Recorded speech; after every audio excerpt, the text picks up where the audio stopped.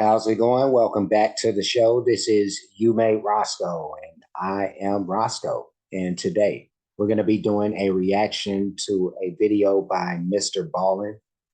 This one is top 3 stories that sound fake but are 100% real, part 1. And we'll be checking this out. Before we do that, I do want to ask for anybody who hasn't that they please subscribe to the channel. Also, make sure you hit the notification bell. Also, make sure that you go over to Mr. Ballen's homepage. That's Mr. Ballen. Go over to his homepage, the guy right there on the screen, and do the same thing because we do want to support the artist. And we're going to go ahead and get this thing started. So let me pop that in and let's get it. Sometimes the truth is stranger than fiction, and today we're going to look at 3 stories that demonstrate that. But before we get into those stories, if you're a fan of the strange, dark, and mysterious delivered in story format, then you've come to the right channel because that's all we do, and we upload 3, 4, even 5 times every week. So if that's of interest to you, please offer to take the like button out on your boat for a scuba diving trip, and once they get off the boat and they go underwater, just turn your boat around and head back to shore. Also, please subscribe to our channel and turn on all notifications so you don't miss any of our weekly uploads. All right, let's get into today's stories.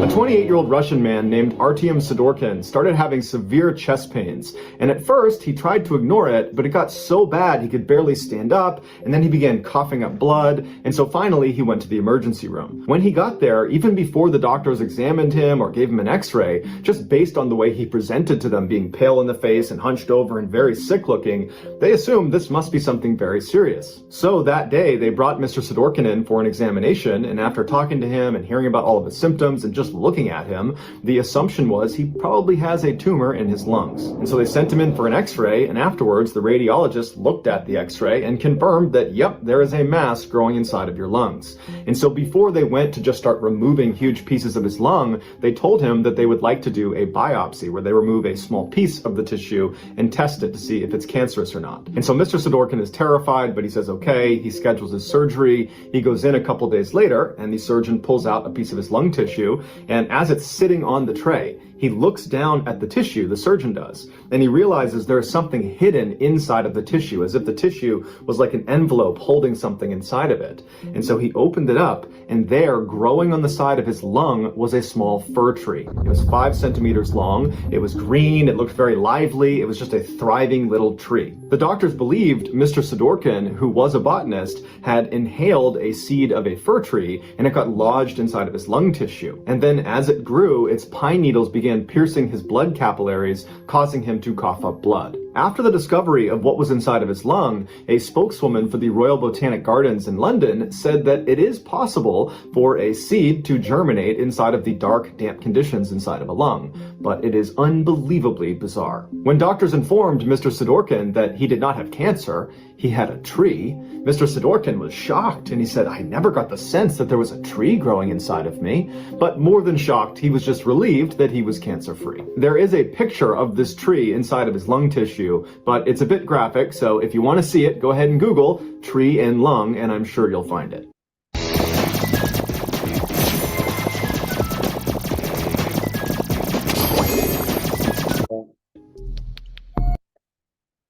Yeah, that first story, that was pretty intriguing right there. That dude was turning in the group right before our eyes.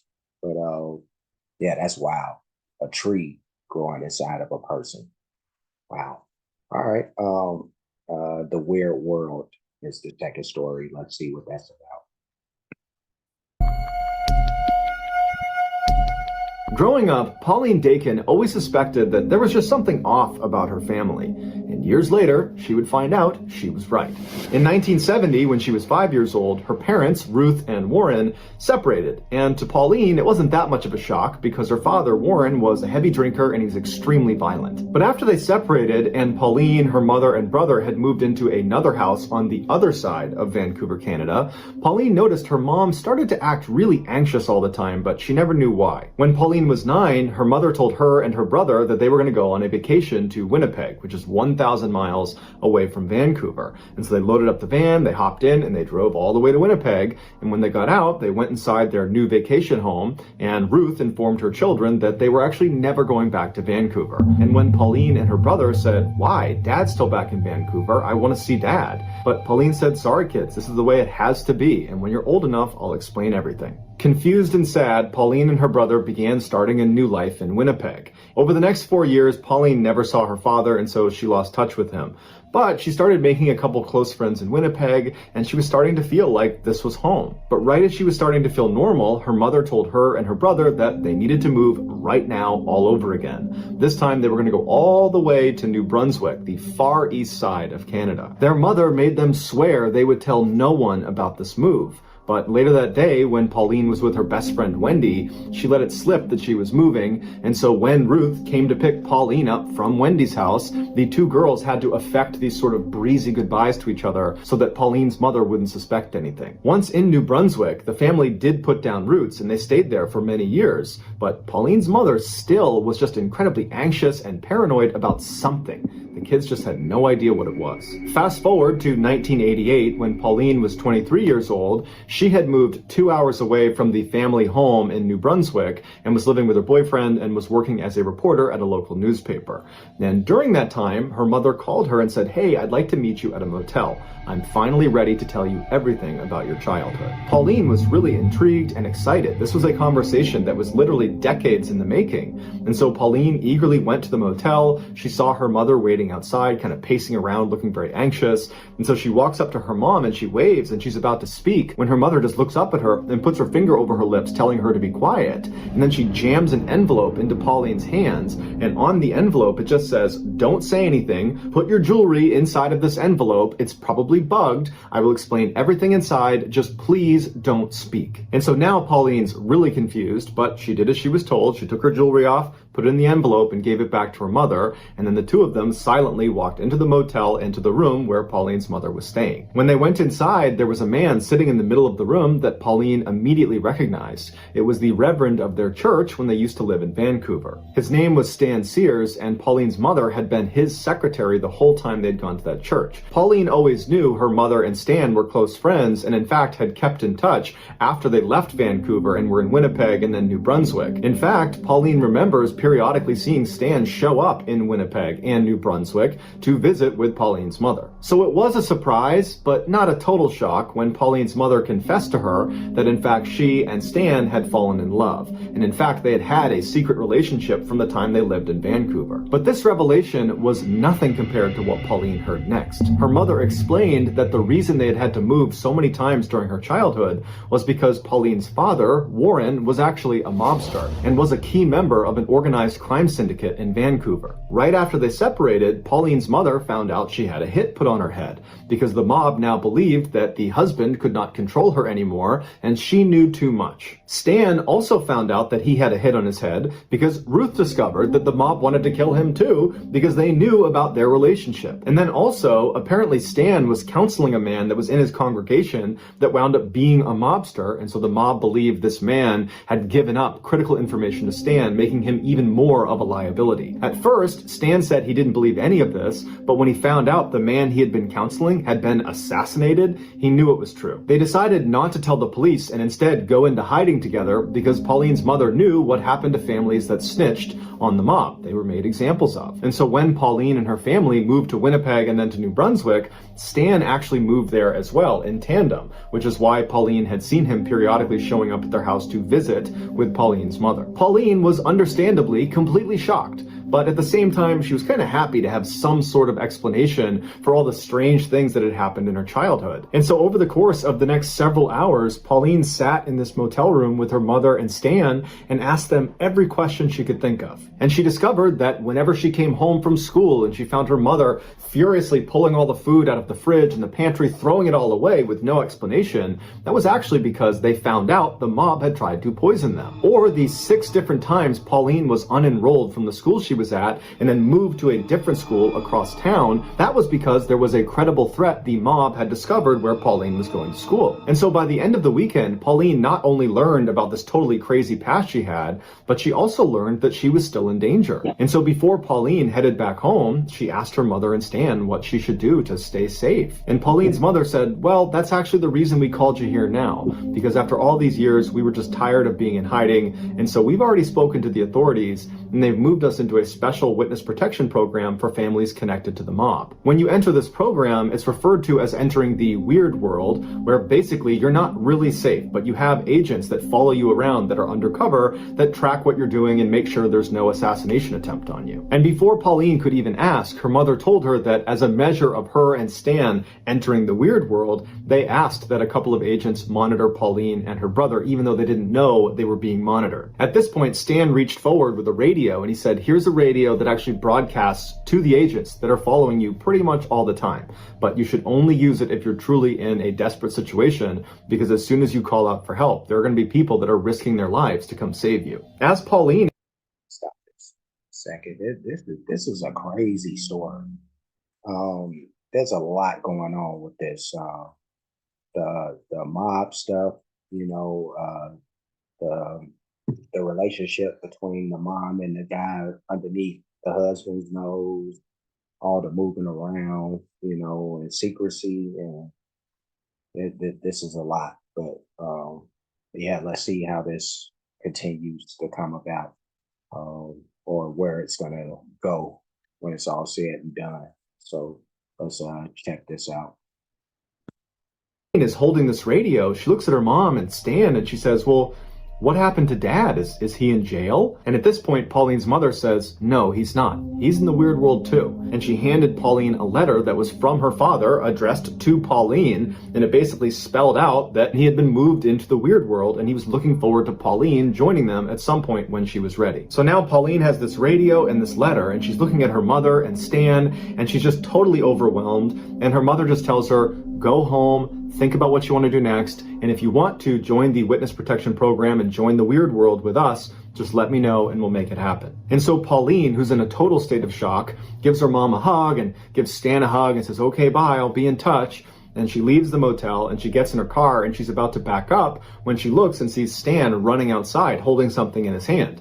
And so Pauline stops, Stan runs up to the window, and he says, hey, I forgot to give you this. And he held up this round piece of metal that he told her was a GPS transponder. It was magnetized, and she should put it out of sight underneath her car. And what it does is it constantly gives off her location to the agents that are following her. So if she was in trouble, it would be easier for them to find her. And so Pauline thanked him, put the transponder under her car, and Stan went back into the motel. And so Pauline went back home with the intention of just digesting this information, knowing that she was being watched, she had this radio, she was, relatively safe, and her plan was to just give it a couple of days before she committed to joining the witness protection program and joining the weird world. But after only a couple of days, her paranoia was so high that she dumped her boyfriend, she quit her job, and she moved out of her house into a separate apartment, and she called her mother and said, I can't take it anymore, I feel totally unsafe, I want to join the weird world. Her mother and Stan were delighted at her decision, but they told her it wasn't a simple process getting into the weird world, that a lot of people were involved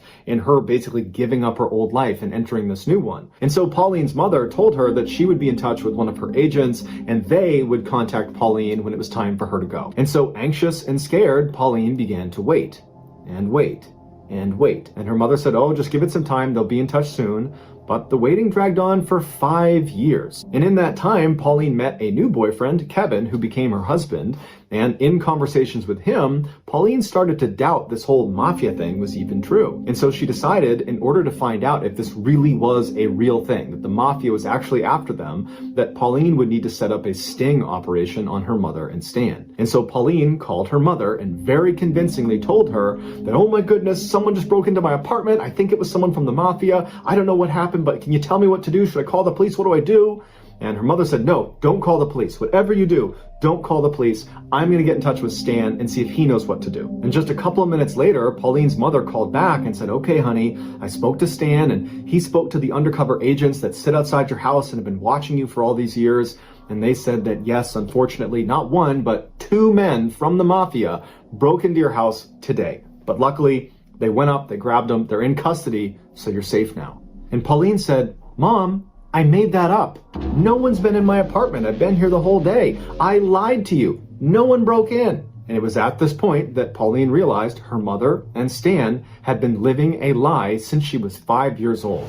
There was no mafia. Her father was not a mobster in some Vancouver crime syndicate. It was all made up. It would turn out Stan was suffering from something called delusion syndrome, where totally normal people that are totally lucid and have normal lives have one distinct delusion. And sometimes that delusion is not a big deal. But sometimes it is, like they believe the mafia is after them. And during his relationship with Pauline's mother, he passed on his delusion to her through something called folie à deux, which translates to madness for two, which is shared delusion syndrome, where someone who's delusional, who's a dominant personality, can pass that on to a subordinate personality. After confronting her mother and then also confronting Stan at a later date, neither of them said, this is a lie, you're right, you caught us, because they believed it, and they took to their graves the belief that the mafia was after them. Their biggest concern after Pauline said this isn't true was not that they had been exposed as potential frauds. It was that, oh no, Pauline's going to expose herself to the mafia because she's not using her GPS transponder or her radio or living in the weird world with us. She's going to get assassinated by the mafia. And so even though Pauline never got an apology from her mother or got to really talk about the insanity of this whole situation, because again, her mother and Stan took to the graves the belief that the mafia was in fact after them, Pauline ultimately made peace with the situation by writing a best-selling memoir called Run, Hide, Repeat. It is linked in the description below. Check it out.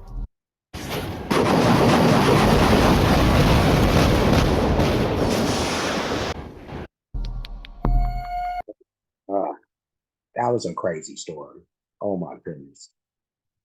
All of that stuff about the mob and all that ended up being a complete delusion. You know, I would say a lie, but you know, they believe this story. You know, especially Stan. That was crazy. That was a whole made up story. They had me going. I'm like, the mob is involved now. And oh my goodness. All right. The morning routine is I'm guessing the final story. So let's check this out. In November of 2004, 52-year-old Peter Porco and his wife, 54-year-old Joan Porco, were like so many other middle-aged, middle-class Americans. They lived in Del Mar, New York, in a comfortable two-story home, and they worked for a living. Peter was an appellate court clerk, and Joan was a speech pathologist. They had been married for over 30 years, and they had 2 sons. Christopher was a 21-year-old student at the University of Rochester, and his brother, Jonathan, was a 23-year-old naval officer stationed at a submarine base in Groton, Connecticut. On Monday, November 15th, 2004, Peter woke up to start his typical Monday morning work routine. He got up, he got out of bed, he went into the bathroom, he relieved himself, he looked in the mirror, he shaved, he got dressed in his work clothes, he went downstairs, he put on a pot of coffee. While the coffee was brewing, he unloaded the dishwasher and then put the dirty dishes into the dishwasher and started it. He wanted to get his newspaper, so he went outside, he got his newspaper, but he realized he locked himself out of the front door, so he got the spare key out from underneath the mat, opened the front door, went inside, he sat down, had some coffee, read the newspaper. After a few minutes, he put his coffee cup in the sink, he packed himself a lunch in his lunchbox, and then he headed for the door to head for work. Peter was known as a very reliable employee who was also very punctual and rarely missed work. So when he didn't get to work that Monday morning, the court was a little bit confused. They called him to see if he was okay. He didn't pick up. So they dispatched a court officer to go make sure he was okay. And so the officer arrives at his house. He sees cars in the driveway, the front door shut. He goes up, he knocks on the door. Nobody answers. He tries the handle of the front door. He realizes it's open. So he opens the door and he yells out, "Hey, I'm just looking for Peter." And the door hits something on the ground. He pokes his head inside and looks down, and there on the ground, the thing blocking the door, is Peter Porco's body. He's clearly deceased, and he clearly has a massive head wound. The court officer steps outside immediately, calls 911, local police show up, they go inside, and sure enough, Peter is dead. They go upstairs and they find his wife, Joan, in bed, also with a massive head wound, but she was still alive. Joan was rushed to a hospital where she underwent emergency surgery and then was put into a medically induced coma. Meanwhile, the police began their investigation into who could have done this. They quickly discovered that the home's alarm system had been smashed and a phone line, because there still was landlines at the time, had been cut from the outside, and a screen in one of the windows had been slashed that looked like the way someone climbed into the house. However, nothing appeared to have been stolen because police almost immediately found Peter's wallet with money inside of it still sitting in the house, as well as very expensive jewelry that belonged to Joan still sitting in the house. As they continued to search the house, they discovered a fireman's axe that belonged to the Porcos hidden inside of one of the bedroom closets, and it was very clear this was the murder weapon. The Porco sons had been away during this attack. John was on his submarine in Connecticut, and Chris was at the University of Rochester, and in fact, Chris found out about the attack on his parents when he saw a news report, because this story of this innocent, typical-seeming American couple in a quiet suburb getting struck down by some axe-wielding maniac had gone totally viral, and it was all over the news. And so Chris called the police to get more information about his parents' death. Here's the recording. Hi, my name is Chris Porco. I was just called by the Times-Union saying that my parents were found dead this afternoon. I was wondering if you had any information for me. Hey, Chris, whereabouts are you? I'm at school in Rochester, New York. Okay, you're in Rochester? Yes. Okay, and you're hearing from the Times-Union? Yeah, they said my parents were found, I guess, dead. I don't know. They didn't say how or anything. So you will be here probably, you're going to go right to Albany Med?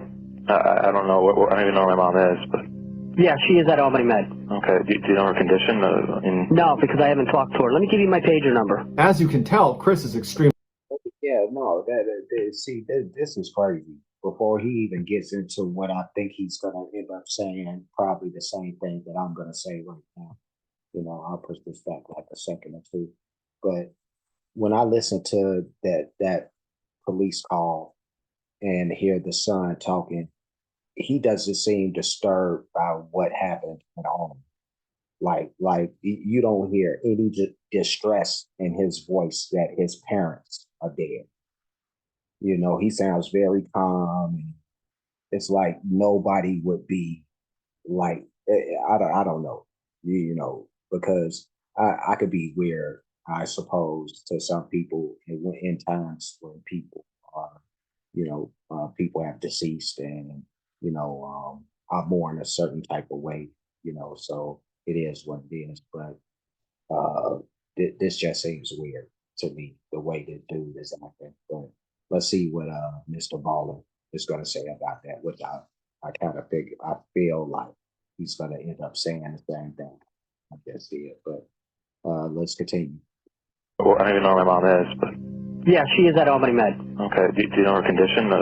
No, because I haven't talked to her. Let me give you my pager number. As you can tell, Chris is extremely emotional. He's beside himself. He can barely speak. He's so upset about what's happened to his parents. No, actually, he sounds as calm as if he's ordering a pizza, because Chris Porco was actually a psychopath, and he was the one who attacked his parents with the axe. As it turns out, Chris was failing at school and taking out huge loans in his father's name by forging his signature.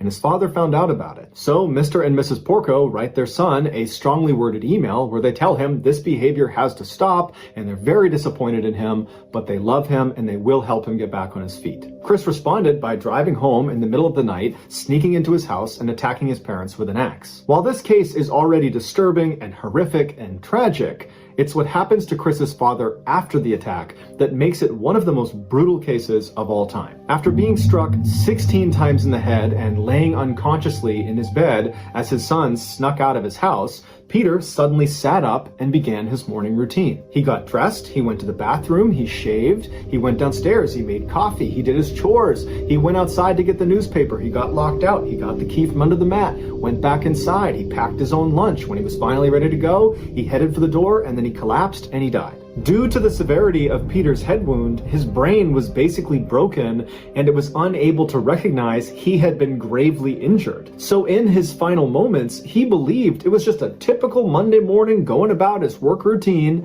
when in reality, he had a gaping head wound and he was basically dead after the 16th blow to his head. One of the more surprising and heart-wrenching details of this case is that Joan Porco, she did survive the attack. And after she came out of that medically induced coma, she said she forgot all the details of the attack, even though when she was discovered in her bed, she did indicate that Chris, her son, was the attacker. Nonetheless, she got together $250,000 to post Chris's bail, and she allowed him to come stay with her during his trial. And the two attended the trial together, walking into the courthouse hand in hand. Chris was very quickly found guilty of killing his father and attempting to kill his mother, and he was sentenced to 50 years to life in prison. Despite the verdict, Joan Porco still speaks to Christopher over the phone and frequently visits him in prison. It's unclear if she still believes he is innocent. So that's gonna do it, guys. If you found the secret in today's episode, let us know in the comments what it is and where you found it. Give us the timestamp, and if you're the first to do that, we'll pin you at the top of the comments section. If you enjoyed today's video and you haven't done this already, please offer to take the like button out on your boat for a scuba diving trip. Once they get off your boat and they're underwater, turn your boat around and head back to shore. Also, please subscribe to our channel and turn on all notifications so you don't miss any of our weekly 3, 4, even 5 video uploads. If you want to get in touch with me, you can direct message me on Instagram or on Twitter. My username for both platforms is the same. It's JohnBallen416. I also have a ton of content over on TikTok where my username is Mr. Ballen. I also started a second YouTube channel called Mr. Ballen Shorts where I post short videos. If you have a story suggestion, please submit it to our subreddit just called Mr. Ballen. It's linked in the description below. So whether I see you on Twitter, Instagram, TikTok, Reddit, YouTube, or some combination, just know that I really appreciate your support. And until next time, that's going to do it. See ya. All right, cool. Push it back a little bit. All right. Cool, lot of cool beans. That was Mr. Ballen with top 3 stories that sound fake but are 100% real, part 1. And those were some crazy tales, you know. That last one, that was amazing. You know, the fact that the guy got struck 16 times, I believe it is, and or was, and still went through his morning routine as if it was just a normal day. But the brain and how that works, that was a crazy story. But those other stories too, just some amazing stuff, when you think about it. But I like these stories. I'm intrigued by stuff that doesn't, kind of pop up in your everyday, and he definitely tells some stories that you don't get to hear all the time. So I'm always willing to check these out, and I'll end up doing more of these as we go, so that will be a thing. But I'm gonna leave with, I don't even know why this would be necessary. It's not really, for these type of things. It's not a matter of liking or not liking. They just are what they are.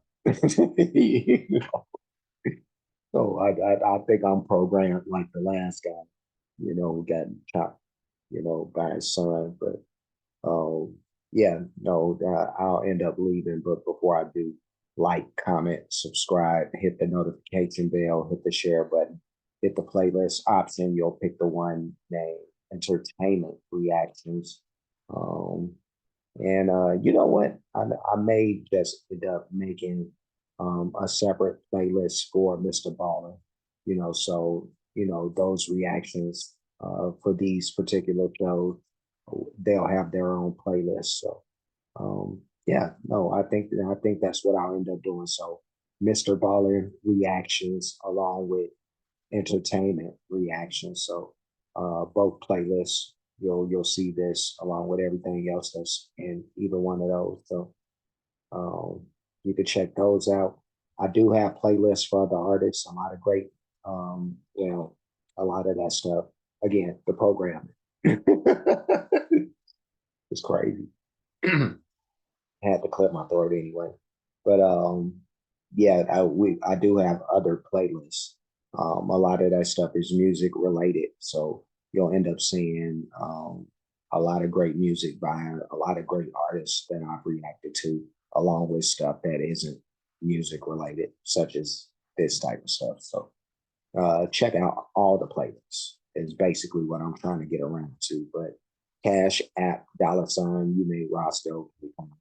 You made Roscoe for those who like to show their support or appreciation for what's being done on the page. Any donation, you'll bank them to either one of the two spots at the bottom of the screen, and that's it. I will see you again soon. So until next time, be safe and be good.